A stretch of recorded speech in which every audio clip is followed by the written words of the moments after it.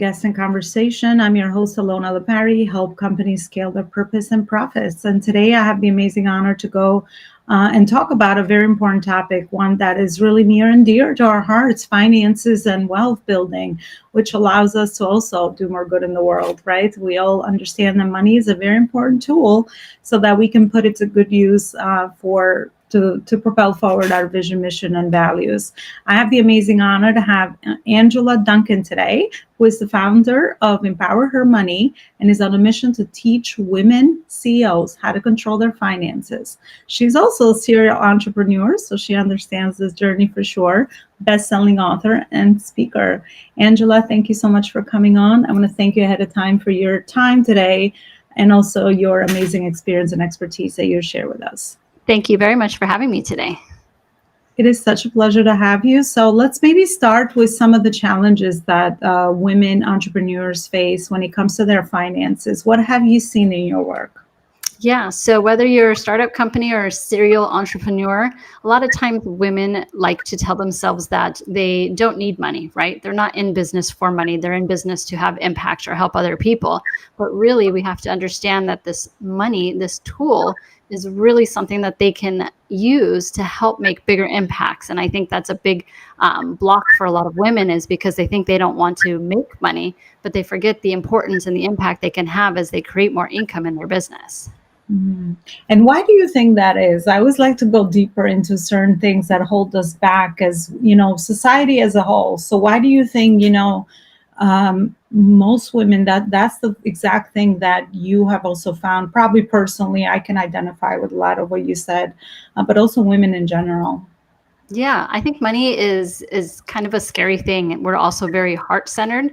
And so when we think about our businesses and the purpose and why we become entrepreneurs, we don't really think of money as the reason behind it, right? And so when we think about the purpose behind our business and where that maybe that fear of money, or we don't want to be judged, we don't want to be looked at as people that want to be rich, and that's the purpose behind us, because that's not how we're driven. When we're heart-centered, we're very driven by impact, and money is just a side piece of that impact. But understanding that we have to disassociate that feeling, that either that fear or that judgment feeling, away from money, and understanding how much good it really can do and how much we can further impact people when we can create that abundance through our businesses and either give back, or hire people and give them jobs. There's so many great things you can do with money, but it has to start with you as the CEO first to be able to create that income for that impact. Yeah, I love how you articulated that, and obviously, there's always a reason why. We have certain challenges when it comes to maybe kind of unraveling some of the deeper work. But it's funny how you just sparked the conversation that I have with a family acquaintance, and he's like, yeah, women focus so much on obviously the nurturing part because it's so natural for us in the human relationship, and he's like, I just focus on the money. I'm like, wow, we have like such a two different worlds that we operate under. And he just made me think, obviously, anything on the extreme, harmonizing this is why we're having this conversation is good. But yeah, it just kind of, sometimes you just hear things and it just plants new seeds to kind of think of things different. And everybody can then obviously take it with a grain of salt and, come up with their own mindset beliefs or beliefs of things that they believe in. But yeah, that was just like something that came up as you were saying that. I think that was really important as well, but back to kind of what you mentioned. So let's go into now maybe some of the unique ways that you help others to take control of their finances, specifically women CEOs. Yeah. So I want to look at, your business. I want to look at the profit and loss statement and figure out what kind of business you're running, right? So the money that's coming in, the money that's coming out, and then sit down and think about like, what are your true goals, right? And it's not just about, with women, not just about writing down the goals, but I want you to envision, what does that look like when you accomplish that goal? Who's there with you? What does this feel like? Who are you celebrating with? And then, kind of like what you talk about and working backwards from that big goal, but just taking those tiny steps backwards so that we can make sure that the goal. I'm sorry? making Sorry sure about that. We're back. Yes. Okay, making sure that the end is in mind, but we can take tiny steps and work that backwards. So really sitting down and looking at that. And as women entrepreneurs, the great thing is when we determine what that goal is and we kind of put a price tag on what that might look like, we can incorporate that easily in our business. Just make it a line item in your business, just like you would have an expense. And what you're doing with that money is you're distributing it to yourself and allowing yourself to fund your future goals. But when you put it into your plan, it just makes it much easier for you to accomplish it. Yeah, absolutely. Awareness is everything and making the right decisions, but also planning ahead of time. I love that you also think that way as well. As we obviously, most of the women that are listening to this are visionaries, women that are ambitious and are, always have a big vision for where they want to go and all of that. But it all starts with the implementation of those tiny decisions, which seem really tiny and micro at the micro level, so that eventually you could build wealth and then do more good in the world with that as well, and grow a really healthy, profitable company as well. So I love that, you're able to articulate that, and that's kind of the framework that you follow.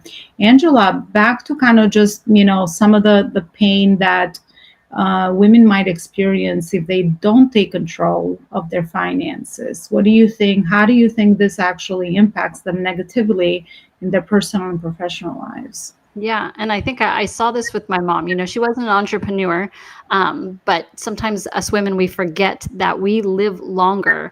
And so retirement planning is so important. And it should be the first thing that you're thinking about when you start on your investing journey is what is the retirement going to look like, and plan for those additional years, because a lot of financial advisors will give you, a blanket.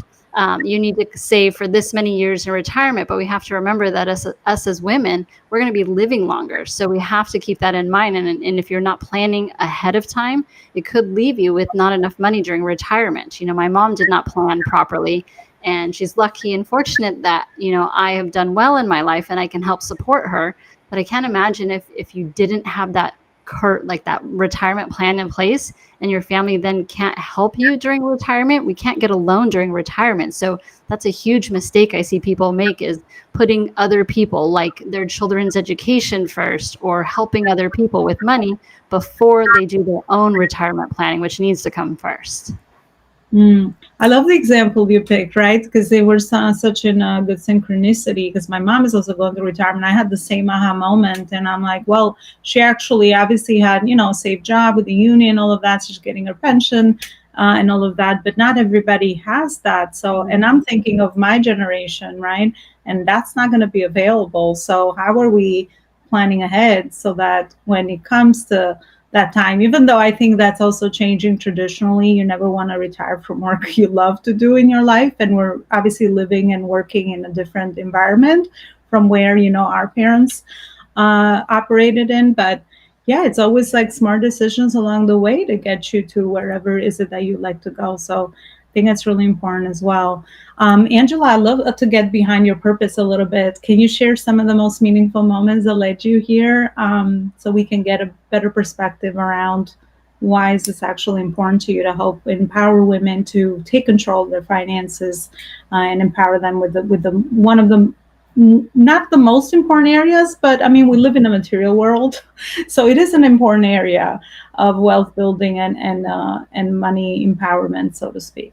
Yeah. So for me, I grew up here in the US. I grew up in poverty. I grew up in Section 8 housing and welfare. So government programs were helping to pay my mom's bills while she raised two kids. So she's a single mom trying to raise two kids on a very small income. And, I remember as a kid just thinking and looking at other children and wondering, why did they live in a bigger house? Why did they go on vacations? And why are they not getting free lunches at school? And it really set me out on this mission, because I remember what that feels like as a kid. And I can't imagine what it felt like as my mom. But it really is just a lack of education. And so if we can teach more people, and not just women, that's my focus, but teach more people about money, how to use the tool, how to create a better lifestyle for yourself so that you don't have that insecurity, and so that your children don't have that insecurity. Because as a kid, I didn't know why. So now my purpose is really to make sure that women and women with children have that opportunity to learn about money, to break it down into very simple terms so that they can create a lifestyle for themselves and not have to go through that pain of poverty like I did as a kid. Yeah, absolutely. Well, another example of, talking about pain, turning that into purpose, right? And yeah, I mean, it's always, everything happens for a reason, and the fact that you've seen that, and much like also similar experience for me, where I saw the money was an important tool, and working through some of those mindset blocks and challenges, to really, allow myself that I deserve, the monetary compensation based on the value add that I add to other people, marketplace, society, and so on and so forth. Let's maybe end with some of the mindset shifts that you've had based on your work and the transformation that you're able to provide for your clients. What are maybe three of the biggest mindset shifts going from here, going to here, that have created the biggest impact for women to empower themselves in this area? Yeah. So the first one is growing up in poverty. Most of us that go through that have a scarcity mindset. That's not, uncommon for people to experience. But you have to understand and recognize that with yourself, because then when you're hearing that negative thought, or you're feeling, women, we feel it. So if you're feeling like you're scared and you don't want to move forward, just give yourself some grace and understand that that's going to happen. And you have to learn how to create a new habit, a new skill to change that mindset. The mind is a muscle. And so we just need to be able to work on that. So that's number one. Number two, I love starting my day in gratitude. And I really think that helps me focus on positivity and my purpose, and understanding what it is that I'm here to do, right? My mission and my purpose in life is to learn about money forever. I will never stop learning so that I can teach other people. But I start my day without my phone. I use a journal and I'm writing down what I'm grateful for. And it could be simple things, just like the sun is shining, or I'm grateful I have dogs, but think about what's around you and who's around you and what you can be grateful for. And then my third thing is when I'm feeling down and when I'm kind of feeling stuck, or those negative thoughts I'm having trouble shifting away from, I pick up the phone and I call people. How can I help you today? What do you need help with in your business? And maybe I can make a connection. Maybe I can give you some advice. But the more that I can give back to people, I find more people give back as well.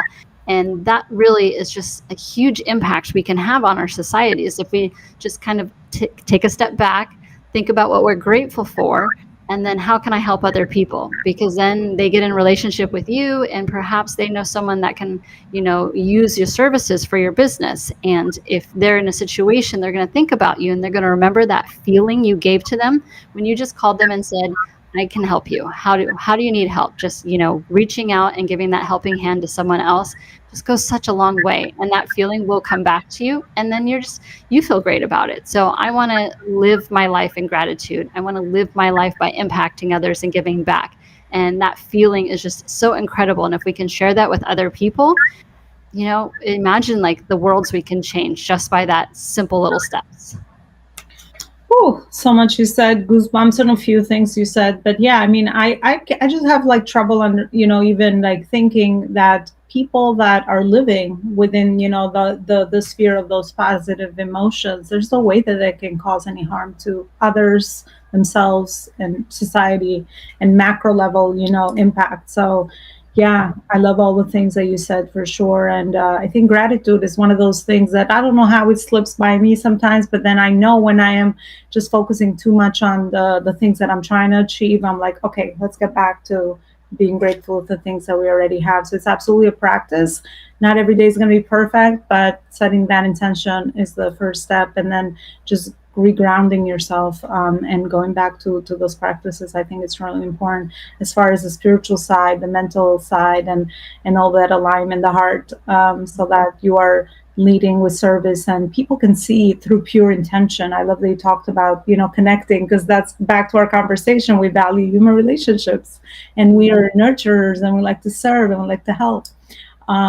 So yeah, I think that reciprocity that is built from a good place, will absolutely ensure that you're also building a profitable business. And that's just a byproduct of the mission behind why you do what you do as well. Because just like anything, if you believe really hard on your mission, on your cause, and the way that you're able to transform other people's lives, it just becomes about a and transfer of energy and transfer of how can I support you, what are you going through, and just connecting.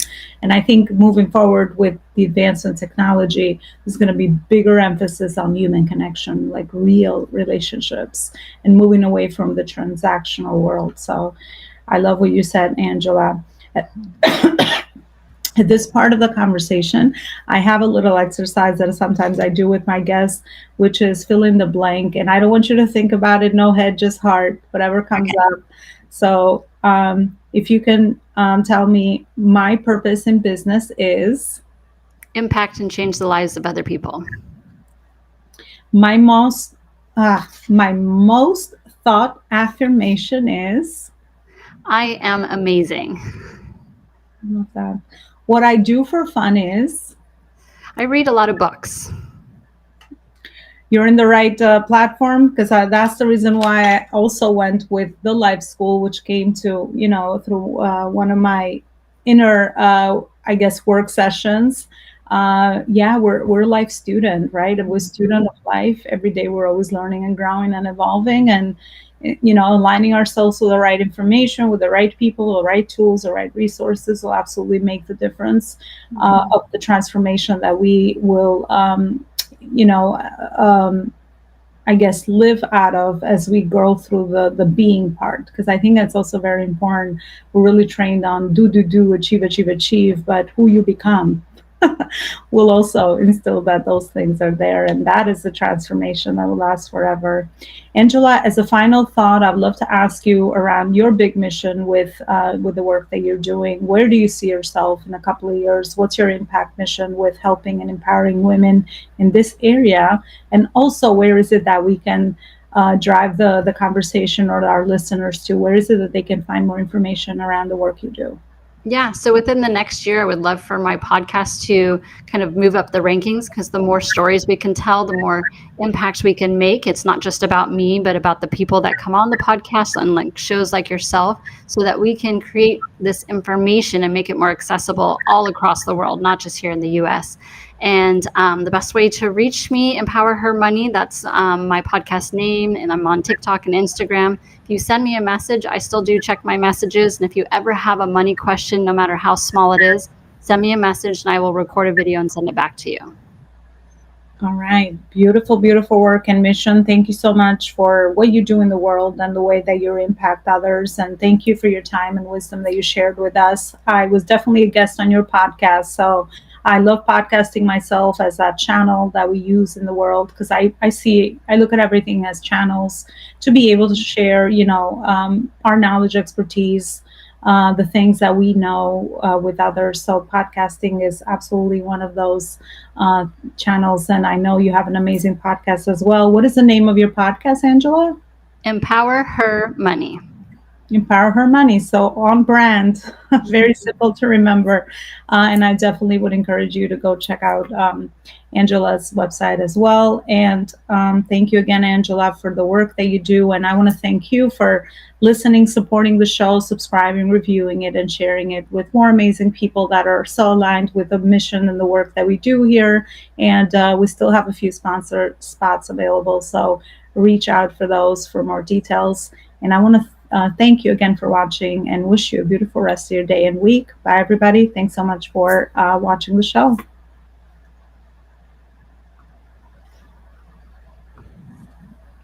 Are you experiencing these two main gaps in your company and your business? Inconsistent cash flow and clients, and also scalability issues. Maybe you've reached your maximum capacity with your current business model and the way that you're operating your business now, and you are really experiencing burnout and no time freedom in your business. But you're not sure what to do to be able to scale your company to the next level, so that your company also becomes an independent asset outside of you, so that it can become an asset if maybe later you would like to sell your company or build a legacy company that really does more good in the world.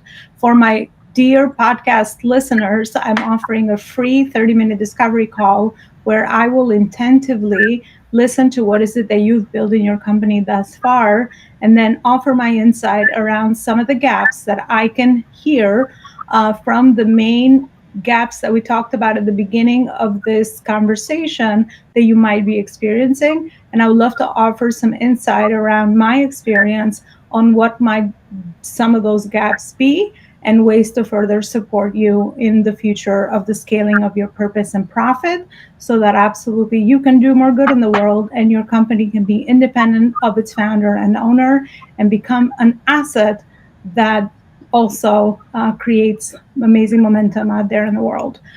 For a limited time, I would love to offer my 30-minute time on my calendar for a free discovery call. You can just grab a time on the QSR code right here on the left-hand side of the screen, and grab a time so we can further connect. Again, thank you so much for being loyal listeners to the podcast and also for always supporting the show. I'll see you with another episode and another amazing conversation. Thank you so much for tuning into Empower Her Money podcast. Hope you enjoyed this episode.